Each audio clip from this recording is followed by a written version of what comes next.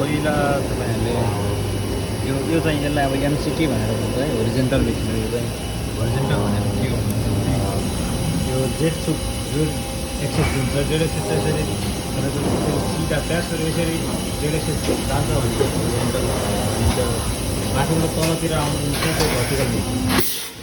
मेसिनमा तपाईँ वहाँ कोरिया आएर अझ कुनसुकै देशमा पनि सुरुमा मेसिन छुँदै हुनुहुन्छ भने पहिलो बटन स्टार्ट स्टार्ट गर्नु यो अठाउनु। सुरुमा तपाईँलाई काममा लाउँदा स्टार्ट मात्रै लगाउँछु जहाँ पनि। पहिला यो स्टार्ट गर्नुभयो काम सकिन्छ, अथवा बिचमा केही रोक्नु पऱ्यो अथवा भने स्टप गर्नु। र तेस्रो बटन भनेको इमर्जेन्सी स्टप।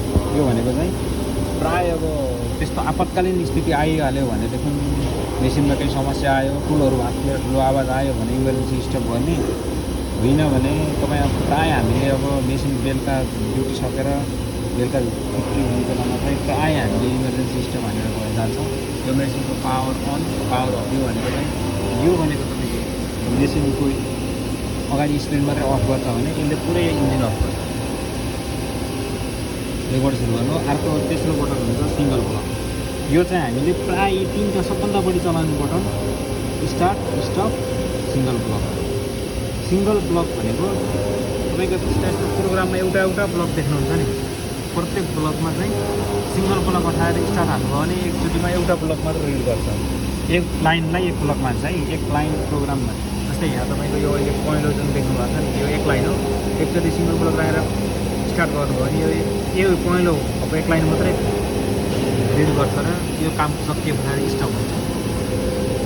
फेरि अर्को स्टार्ट गर्नु भने दोस्रो लाइन तेस्रो लाइन त्यसरी हुँदै जान्छ। यो सिङ्गल ब्लक भनेको यो काम गर्दै जाँदा यो बुझ्ने कुरा हो। तेस्रो बटन हुन्छ यो अप्सनल स्टप।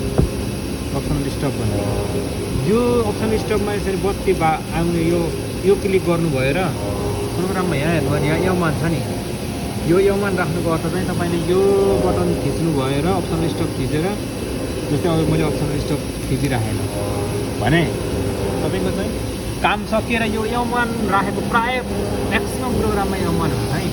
यो यमानमा आएर चाहिँ यहाँ अप्सन स्टप राख्नुभयो बटन थिच्नुभयो भने यहाँ यमनसम्मको काम सकेर यमनमा आएर मेसिन स्टप हुन्छ। एकछिनलाई हेर्नुहोस् है त, म तपाईँलाई स्टप भएको बेला काम गर्दैछ। यो बत्ती चाहिँ आयो भने अब मेसिन तपाईँको मेसिनको मोडल अनुसार प्रत्येक मेसिनमा यो बटनहरूको बत्ती आउने अथवा फुल यस्तै खालको बटन भएको पनि हुन्छ, त्यो अलग अलग हुनसक्छ। तपाईँको अब यहाँ हेर्नुहोस् यसको काम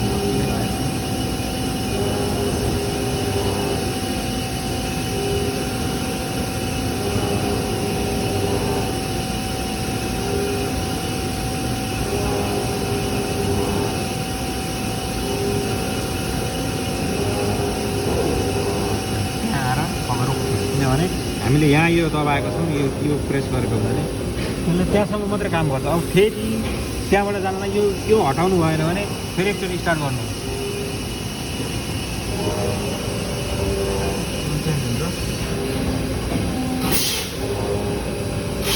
त्यसको भन्दा तल पनि अर्को ब्लकमा यमान छ। यमानमा आएर फेरि रोकियो। यमान भनेको अप्सनल स्टप। यो हटाएर स्टार्ट गर्नुभयो भने फेरि यमानमा रोकिँदैन, चलिराख्छ। बेसिकल्ली बटनहरू ह्यान्डल भनेको यो ह्यान्डल चल्नेको लागि म्याक्सिमम् युज हुने जब ऱ्यापिड। यो भनेको चाहिँ सुदोङ भन्छ कोरियामा है, म्यानुअल मोड कि म्यानुअल ह्यान्डल गर्छ। जेरो टन भनेको मेसिनलाई होममा ल्याउँदाखेरि प्रयोग गरिन्छ। एमडिआई भनेको चाहिँ हामीले सुदोङबाट चाहिँ प्रोग्रामहरू इन्टर गर्दा एमडिआई। एडिट भनेको प्रोग्राम एडिट भयो, मेमोरी भयो। मेमोरी नगरिकन तपाईँले प्रोग्राम चलाउन चाहिँ सक्नुहुन्न है। मेमोरी गरेर स्टार्ट थिच्नुभयो भने त्यहाँ भएको प्रोग्राम चाहिँ रिड गर्छ। नर्मल्ली हामीले सुरुमा मेसिनमा यिनै कुराहरू चाहिँ जान्नुपर्छ है। पहिल्यै प्रोग्रामबाट अथवा सामान सेटिङबाट भन्दा पनि जनरल्ली हामीले चाहिँ यही किबोर्डमा पहिला यसलाई रिड गर्नु गरेर एउटा बटनको काम बुझ्यो भने प्रोग्राम रिड गर्नु चाहिँ गाह्रो छैन है।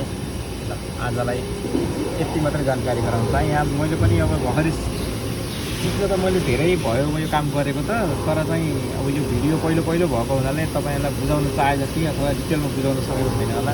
केही बुझ्न चाहनुहुन्छ भने कमेन्ट चाहिँ गर्नु होला, म बताइदिन्छु तपाईँलाई।